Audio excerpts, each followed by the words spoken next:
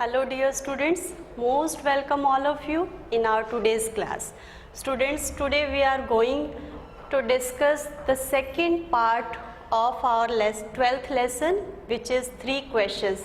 We already have learned the story of this lesson and today we will discuss the question answer of this lesson. So shall we start now? And here are question answer. Before proceeding, just let's try to remember our story. And हमने story में पढ़ा था कि राजा के दिमाग में 3 प्रश्न आते हैं और राजा उन तीनों प्रश्नों का जवाब पाने के लिए हर्मिट के पास जाते हैं। हर्मिट उन्हें जवाब के रूप में बताते हैं कि जो हमारा प्रेजेंट समय है वही समय हमारे लिए सबसे इम्पॉर्टेंट है। प्रेजेंट टाइम में जिस भी आदमी से हम मिल रहे हैं वही आदमी हमारे लिए इम्पॉर्टेंट होता है और जो भी प्रेजेंट टाइम में काम हम कर रहे हैं वही काम हमारे लिए सबसे महत्वपूर्ण होता है। आपको होप कि रिमेंबर हो गया होगा। अब हम लोग आगे बढ़ते हैं और क्वेश्चन आंसर इसके करते हैं। नाउ फर्स्ट क्वेश्चन है, what were the king's 3 questions? राजा के 3 प्रश्न क्या थे? The king's 3 questions are, what is the right time to begin something? कोई चीज को शुरू करने का सही समय क्या है? Which people should he listen to? किन लोगों को उसे सुनना चाहिए? What is the most important time for him to do? और कोई उसके लिए मोस्ट इम्पॉर्टेंट समय क्या है कोई काम शुरू करने का, कोई काम करने का? सेकेंड क्वेश्चन है, Why did the king want to know the answers to these questions? इन प्रश्नों का उत्तर राजा क्यों जानना चाहता था? The king thought that after knowing the answers to these questions, इन प्रश्नों का उत्तर जानकर he would never fail in serving the people of his kingdom. वो कभी अपने लोगों को सर्व करने में, सेवा करने में फेल नहीं होगा। So he wanted the answers to these questions. इसीलिए वो इन प्रश्नों का जवाब जानना चाहता था। Now, did the wise man win the reward? If not, why? क्या जो wise man आए थे, बुद्धिमान व्यक्ति आए थे, उन्होंने इनाम प्राप्त किया? No, the wise man did not win the reward as they could not satisfy the king with their answers to his 3 questions, क्योंकि वो अपने आंसर से राजा को सेटिस्फाई नहीं कर पाए थे, इसलिए वो रिवॉर्ड, उन्हें इनाम नहीं मिला था। Now how did the king help the hermit? कैसे हर्मिट ने राजा को हेल्प किया, राजा की सहायता की? The king took the spade from the hermit and start digging the ground for him. राजा ने क्या किया? हर्मिट से स्पेड ले ली और उसके लिए डिगिंग का काम, खुदाई का काम करने लग गए। Who wounded the bearded man?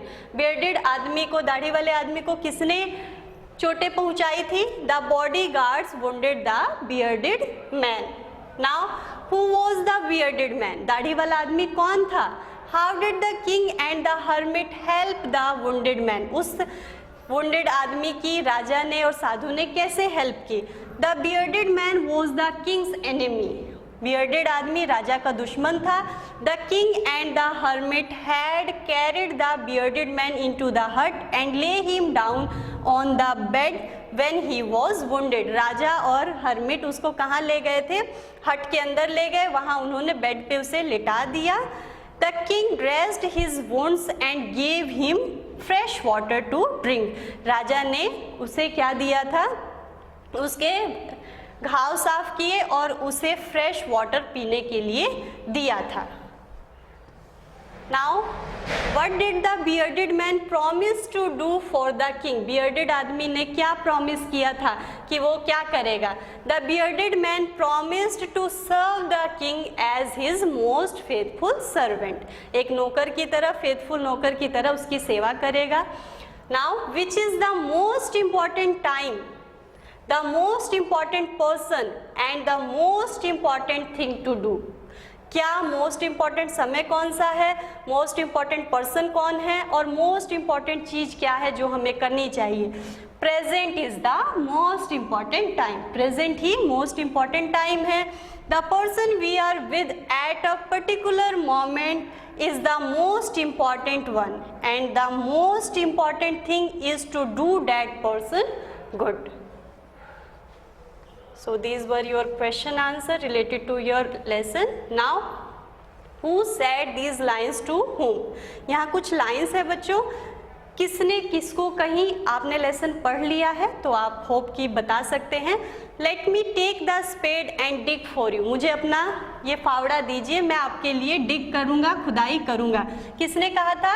King said this to hermit. राजा ने हर्मिट से कहा था. Here comes someone running. इधर कोई दौड़ता हुआ आ रहा है. Hermit said this to king. Now forgive me, मुझे माफ कर दीजिए. Bearded man said this to king. Bearded आदमी ने राजा से कहा था. Now word power, filling the blanks with the opposite of the words given in the bracket. यहाँ ब्रैकेट में कुछ वर्ड्स दिए गए हैं, इनका अपोजिट आपको यहाँ फिल करना है. अपोजिट आप जानते हो कि फ्रेंड का अपोजिट क्या होता है? एनिमी. स्ट्रॉन्ग का वीक. मास्टर का सर्वेंट. फर्स्ट का लास्ट. इसी तरह से फॉरगेट का रिमेंबर. एंड पनिश का क्या होता है? रिवॉर्ड. सो हम लोग इसे करते हैं. I am not an. Friend का क्या हो जाएगा? Enemy of yours. The old women was too weak to walk. He is a very faithful servant of mine. Master का क्या हो जाएगा? सर्वेंट.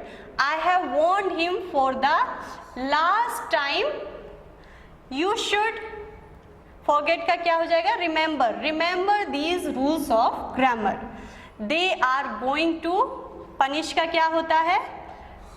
रिवॉर्ड.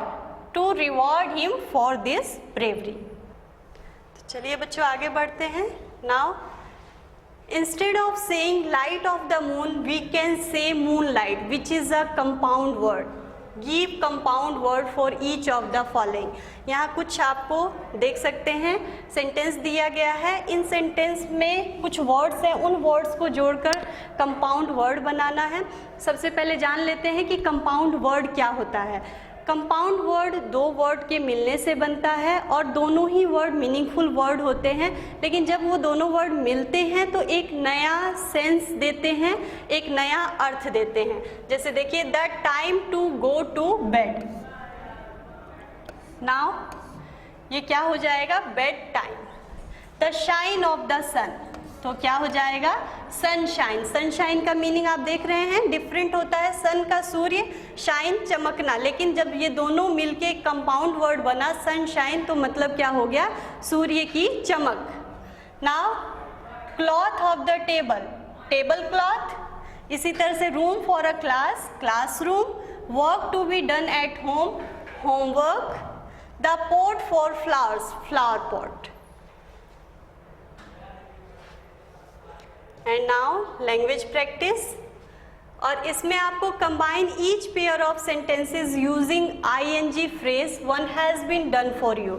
आपको यहाँ आईएनजी फ्रेज यूज करके इन दो सेंटेंसेस को कंबाइन करके एक सेंटेंस बनाना है. पहले हम लोग ये सीख लेते हैं कि कैसे हम लोग करते हैं. सबसे पहले बच्चों आप देखिए, the girl saw the teacher. They stopped talking. ये दो सेंटेंसेस हैं आपके. ये आपका क्या होता है? सब्जेक्ट होता है. जिसके बारे में बात होती है उसे क्या कहते हैं? सब्जेक्ट कहते हैं. फिर ये क्या है? वर्ब है. Then this is object. इसमें भी ये सब्जेक्ट है, ये वर्ब की फॉर्म है और ये क्या होता है? ऑब्जेक्ट है. तो यहाँ देखिए, सबसे पहले हम इस सेंटेंस को लेते हैं. यहाँ जो वर्ब की फॉर्म रहती है उसमें हमें क्या पुट करना है? आईएनजी फ्रेज पुट करना है, क्योंकि आईएनजी वर्ब की फॉर्म के साथ ही लगेगा. तो इसको हम लोग फर्स्ट फॉर्म में पहले ले आएंगे. तो सॉ की फर्स्ट फॉर्म क्या होती है? See. Seeing the teacher. The. फिर दो हमारे पास सब्जेक्ट है. इन दोनों में से हम जो फर्स्ट सेंटेंस वाला सब्जेक्ट होता है उसको यहाँ पुट करते हैं. The girl stopped talking. देखिए क्या बन गया? Seeing the teacher, the girl stopped talking. इसी तरह से आपको ये भी बनाने हैं. Shravan carried his blind parents. Carried की फर्स्ट फॉर्म क्या होती है? Carrying. Carrying his blind parents. He की जगह क्या आ जाएगा? Proper noun. फर्स्ट सेंटेंस से हम लोग ले लेंगे श्रवण went from place to place. इसी तरह से she sought permission from her mother. She went to the party. इसकी फर्स्ट फॉर्म क्या होती है? सीक। तो क्या हो जाएगा? Seeking permission from her mother. She, यहाँ भी शी है, यहाँ भी शी है, तो she went to the party. Now the robbers saw the policeman, they ran away. यहाँ सो है, इसकी फर्स्ट फॉर्म क्या होगी? See. Seeing the policeman the robbers, ये दे नहीं, ये प्रोनाउन है, आप यहाँ से सब्जेक्ट लेंगे, the robbers ran away. Sheena concentrated on the target, she shot the arrow.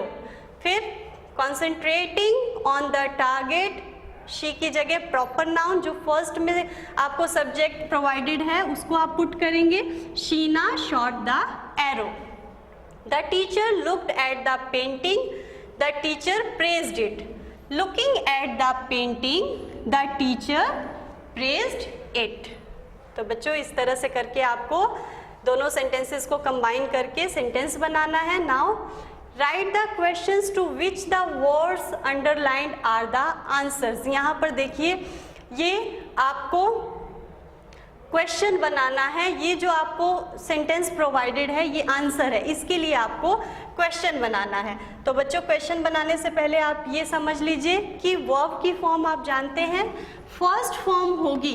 कोई भी क्वेश्चन बनाने के लिए आपको वर्ब की विदाउट हेल्पिंग वर्ब आप क्वेश्चंस नहीं बना सकते हैं, तो इंट्रोगेटिव सेंटेंसेस नहीं बना सकते हैं।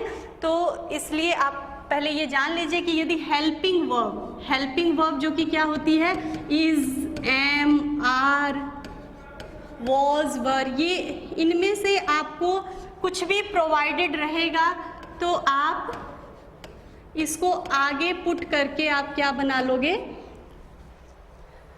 इंट्रोगेटिव सेंटेंस बना लोगे।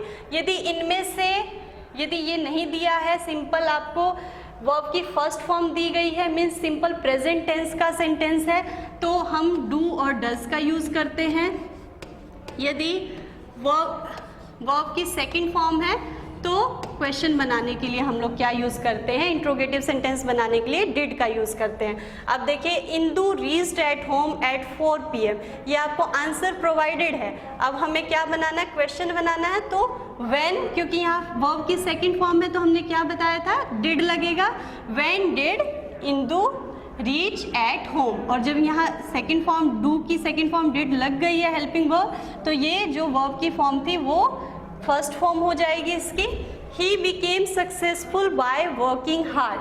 अगेन यहाँ देखिए, बिकम, बिकेम, बिकम होता है, सेकंड फॉर्म लगी है, तो फिर क्या आ जाएगा? यहाँ डिड आएगा। हाउ डिड ही, और इसकी बेस फॉर्म आ जाएगी, मीन्स फर्स्ट फॉर्म आ जाएगी, become successful by working hard. They want to sell their old car.